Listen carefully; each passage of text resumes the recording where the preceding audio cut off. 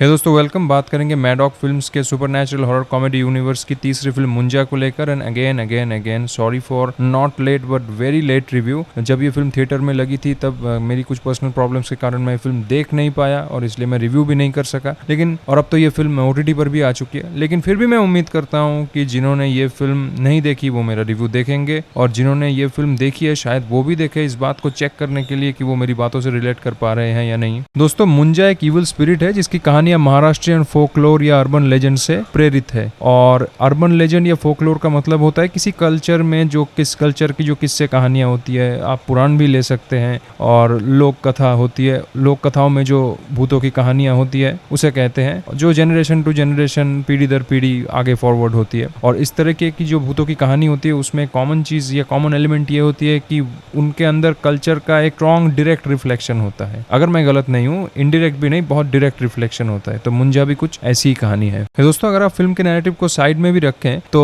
Maharashtrian folklore के हिसाब से मुंजा उतना हार्मफुल भी नहीं होता। हाँ, उसे आप छेड़ोगे तो वो आपको छेड़ेगा। वो जिस पेड़ में रहता है, जो उसका घर होता है, अगर आप वो पेड़ काटने जाओ तो वो अटैक करता है, अन्यथा नहीं। लेकिन कुछ महाराष्ट्रियन फोकलोर के हिसाब से ऐसा नहीं है। वो बहुत खतरनाक होता है, इंसान को पोजेस करके वो बहुत बुरे काम करवा सकता है। खासकर रात को अगर उसके पेड़ के नीचे आप जाएंगे तो आपका खेल खत्म। अब दोस्तों, अब आपको एक और बात बताऊंगा जो शायद फिल्म में नहीं बताई गई। मुंजा क्या है? मुंजा शब्द कहाँ से आया है? मुंजा बेसिकली एक ग्रास है, मतलब घास। किसी भी लड़के के जनेऊ संस्कार के दौरान जो ये कमरबंद पहनाया जाता है मुंजा ग्रास का, वहीं से ये वर्ड शायद आया है, अगर मैं गलत नहीं हूं तो। अब दोस्तों, चलिए कहानी को संक्षेप में देख लेते हैं। कहानी के मेन एलिमेंट पे बात करेंगे कि कोई मुंजा कैसे बनता है, जिसके साथ महाराष्ट्रियन ओरिजिनल फोकलोर और फिल्म की जो नैरेटिव है उसमें काफी सिमिलैरिटीज है। तो दिखाया यह गया है या कहा यह जाता है कि किसी भी लड़के बच्चे के जनेऊ संस्कार के बाद, लेकिन शादी से पहले या जनेऊ संस्कार के बाद कुछ सर्टेन दिनों के अंदर अगर मौत हो जाती है तो वो मुंजा स्पिरिट बन जाती है। तो फिल्म में भी यही है। एक लड़का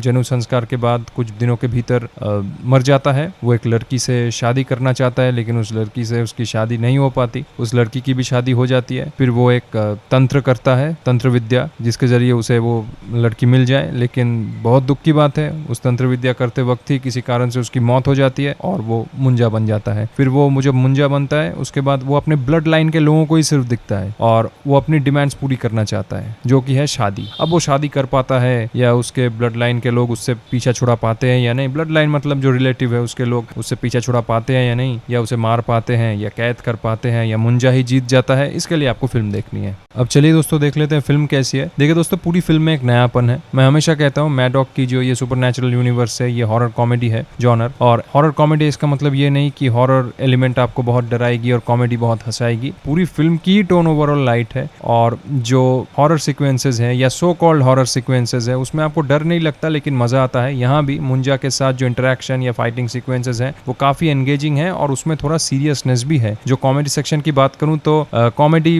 बहुत जबरदस्त है, ऐसी बात नहीं है। कुछ पंच लाइन अच्छे हैं, कुछ सिचुएशंस अच्छे हैं, लेकिन कुछ एक्स्ट्रा ऑर्डिनरी है ऐसा नहीं है। लेकिन हाँ दोस्तों, ये बात जरूर कहूंगा कि फिल्म में वो जो बहुत एक ज़बरदस्ती जो एक हंसाने की कोशिश या चीपनेस क्रिएट करने की कोशिश होती है कॉमेडी के नाम पे, जो काफ़ी इरिटेटिंग है, मुझे तो बहुत इरिटेटिंग लगती है, वो इस फिल्म में उस हिसाब से नहीं है। दोस्तों, मुंजा का जो कैरेक्टर है वो पूरी तरह से CGI है और विजुअल इफेक्ट ज़बरदस्त है। सिर्फ मुंजा का ही नहीं, जितने भी विजुअल इफेक्ट रिलेटेड शॉट्स हैं वो एकदम ठीक है, अच्छे हैं, नो डाउट। काफ़ी लोग कहते हैं चीप हैं, लेकिन नहीं, वो इनफ है, अच्छे हैं। खासकर मुंजा जहाँ रहता है, वो जो चेटुकवारी जो वो आइलैंड है, उसका जो टॉप जो ड्रोन शॉट लिया गया वो इतना बेहतरीन है। मुझे नहीं पता वो रियल लोकेशन है या वो पोस्ट प्रोडक्शन में वो VFX है, वो सब करके बढ़ाया गया, इंप्रूव किया गया, मुझे वो सब नहीं पता। लेकिन वो टॉप ड्रोन शॉट इतना बेहतरीन है कि ऐसा लगता है कि वो स्नैप लेकर किसी फोटो की दुकान में तस्वीर निकाल के दीवार में टांग दूं, इतना अच्छा है। और उस चेटुकवारी के अंदर जो भी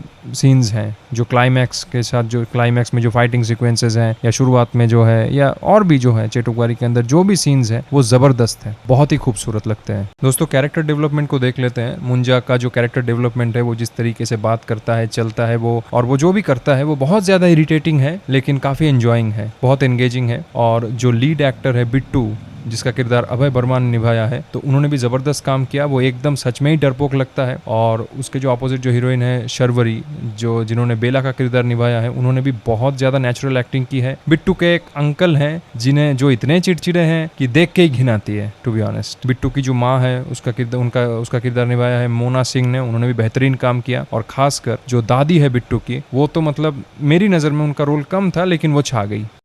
मैं इसलिए कह रहा हूँ कि एक मदरली जो एक वाइब है, मदरली जो वाइब है, उनकी वो वाइब ज़बरदस्त है। फिल्म में एक सत्यराज जी का एक कैरेक्टर है जो काफ़ी मज़ेदार है। उनका नाम है एलविस, उस कैरेक्टर का नाम है एल्विस करीम प्रभाकर, जो कि एक फ्रॉड पादरी है। तो जब उनसे पूछा गया कि आप फ्रॉड पादरी हो, तो वो कहता है कि नहीं, मैं फ्रॉड नहीं हूँ, लोग बिलीव करना चाहते हैं, मैं बस उन्हें कंफर्ट और बिलीव देता हूँ और मैं किसी को कन्वर्ट नहीं करता। तो यहाँ डायरेक्टर साहब ने काफ़ी स्मार्ट खेला। कोई ये नहीं कह सकता कि वो मिशनरी एजेंडे को मिशनरी जो कन्वर्जन एजेंडा है उसको फिल्म के जरिए पुश कर रहे हैं। ये बात मुझे अच्छी लगी। दूसरी बात, भले ही वो फादर ये कहे कि evil has no religion, evil is evil, लेकिन जब वो मुंजा को रोकने की जो विधि बताता है वो पूरी तरह से हिंदू स्क्रिप्चर से ही ओरिएंटेड विधि बताता है और उसी के जरिए काम भी करता है। तो ये चीज दर्शाती है, ठीक है evil is evil, लेकिन जो जिस कल्चर का भूत है उसको उस कल्चर के जो टूल्स हैं उसे रोकने के उस कल्चर के टूल्स का इस्तेमाल करना चाहिए। फिल्म में जो चीज सबसे ज्यादा कानों को लगती है, जिसके ऊपर आजकल फिल्म मेकर्स उतना ध्यान नहीं देते, वो है बैकग्राउंड म्यूजिक जबरदस्त। फिल्म में जो ग्रामीण जो कल्चर है, village culture, village ritual, festival, इन सबको बेहतरीन तरीके से दिखाया गया। तो फिल्म की कुछ नेगेटिविटी भी है जो मुझे ठीक नहीं लगी, कि एक सीन है जहां वो जो कैरेक्टर मर के मुंजा बनता है, वो बच्चा जब अपनी बहन से हाथापाई कर रहा होता है क्योंकि वो अपनी बहन को मारना चाहता है ड्यूरिंग ऑकल्ट रिचुअल, तो वो हाथापाई मुझे बहुत ज्यादा बचकानी लगी और देख के लग रहा था फिल्म जो आपको रियलिटी फील कर रहा है वो हाथापाई रियलिटी फील नहीं करा पा रही थी। ऐसा लग रहा था वो बहुत ही लो लेवल का कोई ड्रामा चल रहा है। फिल्म में एक और चीज़ मुझे थोड़ी अजीब लगी, आप मुझसे रिलेट करें या ना करें वो मैं कह रहा हूँ, वो ये है कि फिल्म में एक सीन है जब बेला का किरदार एक सिंबल ड्रॉ करता है अपने माथे पर, फोरहेड पर, और उसके बाद से प्रॉब्लम शुरू होती है। तो वो जो सिंबल ड्रॉ करने का जो सीक्वेंस है, वो जिस सिचुएशन में ड्रॉ किया गया है, वो देख के ऐसा लगा कि ज़बरदस्ती वो उसके बाद की घटना स्टार्ट करने के लिए वो जो लिंक डाला गया सिंबल ड्रॉ करके, वो बहुत ज़बरदस्ती पुट किया गया, ज़बरदस्ती डाला गया फिल्म में। और दोस्तों फिल्म की जो कलर क्वालिटी है, खासकर रात के वक्त जो कलर है, मतलब थोड़ा ब्लूइश, थोड़ा डार्किश, खैर जो भी हो, मैं टेक्निकली उतना एक्सपर्ट नहीं हूँ, वो जो भी है वो एकदम फिल्म के जो टेम्परमेंट है उसके हिसाब से बहुत ज्यादा कंपैटिबल है। तो दोस्तों कुल मिला के यही कहूंगा कि मैडॉक फिल्म्स को और डायरेक्टर साहब को सलाम, क्योंकि एक कंटेंट बेस्ड जो यूनिवर्स है वो बॉलीवुड में शुरू करने के लिए, जो कि बॉलीवुड में रेगिस्तान में पानी के समान है। हाँ मुझे पता है काफी कंटेंट ड्रिवन चीजें बॉलीवुड में भी हो रही है, लेकिन फिर भी वो इंटरनेशनली अगर आप देखें तो हम थोड़े पीछे ही हैं। तो ठीक है, मैडॉक फिल्म्स और डायरेक्टर साहब को सलाम, और मैं उम्मीद करता हूँ ये यूनिवर्स और आगे बढ़े, सफल हो, बेहतरीन से बेहतरीन फिल्में देखने को मिले हमें। तो दोस्तों यही था हमारा रिव्यू, मिलता है किसी नए वीडियो में।